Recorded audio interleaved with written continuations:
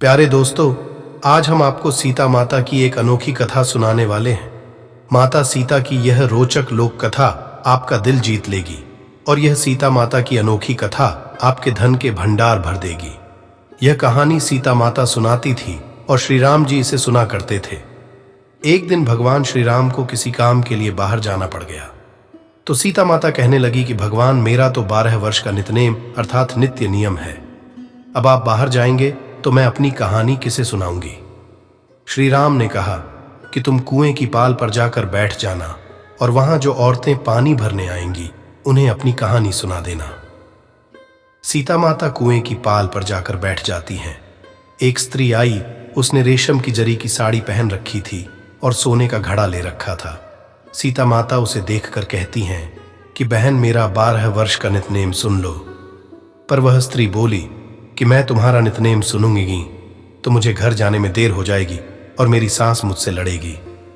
उसने कहानी नहीं सुनी और चली गई।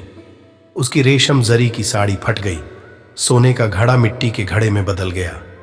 सास ने देखा तो पूछा कि ये किसका दोष अपने सिर लेकर आ गई है। बहू ने कहा कि कुएं पर एक औरत बैठी थी, उसने कहानी सुनने के लिए कहा, लेकिन मैंने सुनी नहीं जिसका यह फल मिला। बहू की बात सुनकर अगले दिन वही साड़ी और घड़ा लेकर सास कुएं की पाल पर गई। सास को वही माता सीता बैठी मिली, तो माता सीता ने कहा कि बहन, मेरी कहानी सुन लीजिए। सास बोली कि एक बार छोड़, मैं तो 4 बार कहानी सुन लूंगी। सास बोली कि बहन, कहानी तो बहुत अच्छी लगी। कहानी सुनकर सास अपने घर चली गई और उसकी साड़ी फिर से रेशम जरी की बन गई। मिट्टी का घड़ा फिर सोने के घड़े में बदल गया। बहू कहने लगी, सासू मां, आपने ये सब कैसे किया? सास ने कहा कि बहू, तू दोष लगा के आई थी और मैं अब दोष उतार कर आ रही हूं। बहू ने फिर पूछा कि वह कुएं वाली स्त्री कौन है?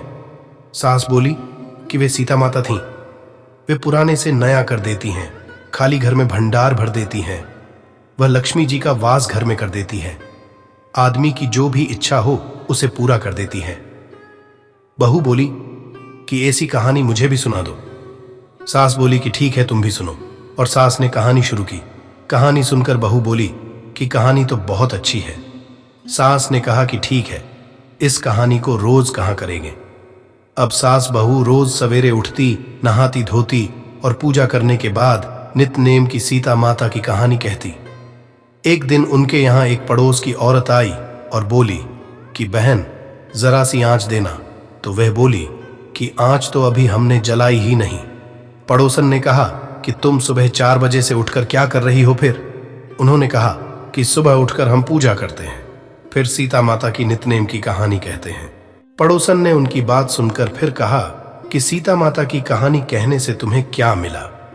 वे बोली कि इनकी कहानी कहने से घर में भंडार भर जाते हैं, सारे काम सिद्ध होते हैं, मन की इच्छा भी पूरी होती है। पड़ोसन कहती है कि बहन, ऐसी कहानी तो मुझे भी सुना दो। फिर वह बोली कि ठीक है, तुम भी यह कहानी सुन लो। सारी कहानी सुनने के बाद पड़ोसन कहने लगी, बहन, कहानी तो मुझे बहुत अच्छी लगी। अब वह पड़ोसन भी नित्यनेम सीता माता की कहानी कहने लगी। कहानी कहने से सीता माता ने पड़ोसन के भी भंडार भर दिए।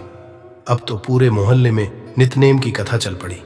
हर किसी की मनोकामना पूरी होने लगी। हे सीता माता, जैसे आपने उनके भंडार भरे वैसे ही आप हमारे भी भंडार भरना, कहानी सुनने वाले के भी और कहानी कहने वाले के भी। तो प्यारे मित्रों, ये थी सीता माता की नित्यनेम की कहानी। वीडियो अच्छी लगी तो वीडियो को लाइक करें और चैनल को सब्सक्राइब करें। तब तक के लिए जय श्री राम।